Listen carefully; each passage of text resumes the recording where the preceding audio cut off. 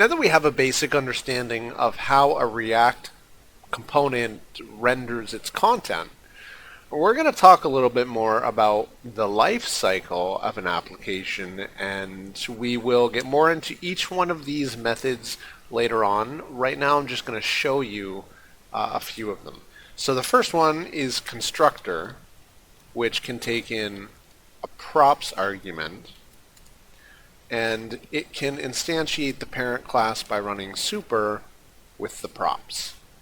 Now, this is going to only be run when the application component is instantiated, not every time it re-renders, and we'll talk more about re-rendering right now. So, the life cycle of a component is basically a string of functions that get called to determine, based on variable changes maybe, whether something needs to be updated and re-rendered. So there's the component will mount, and this gets passed two arguments, the props that it will mount with, and state. There's the component did mount, which also gets props state,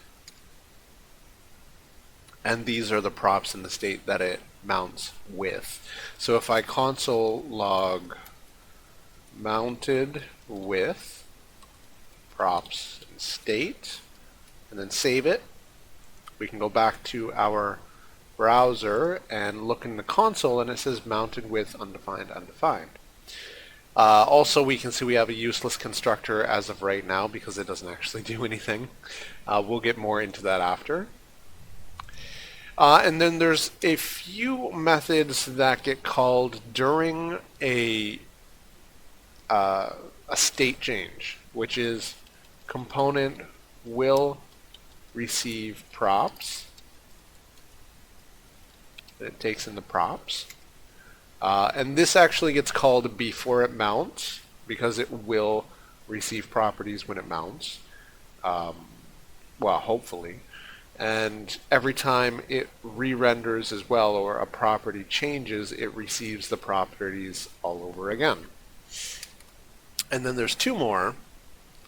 Component will update gets props and state, and these are the properties and state that it will update to. So if the properties update, and we'll get more into the props and state here in the next video, but for right now, basically, this is going to be a JavaScript object. So will this, or undefined, actually.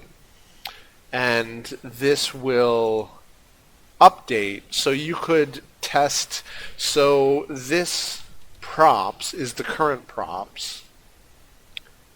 So you could compare, let's say you had a property called name. So you could say, if this props name doesn't equal props name, and then you could do something. And then component did update, and this is the safer way to handle component updates, because I think they're actually taking out the will method, so component will update and component will mount, because people are using them improperly. So component did update gets triggered when a re-render happens as well, and this is the current, or these are the old properties. So in this instance, component will update. You can still access this props for the current properties, and the props variable that's getting passed in here is the new properties that are getting passed to it, and the reverse is true with component did update. These are the old properties, and you can access the current properties by this props. And then whatever, so name. So I'm going to save this. This does nothing right now. It just it just logs mounted with, and then undefined, undefined. And that's okay.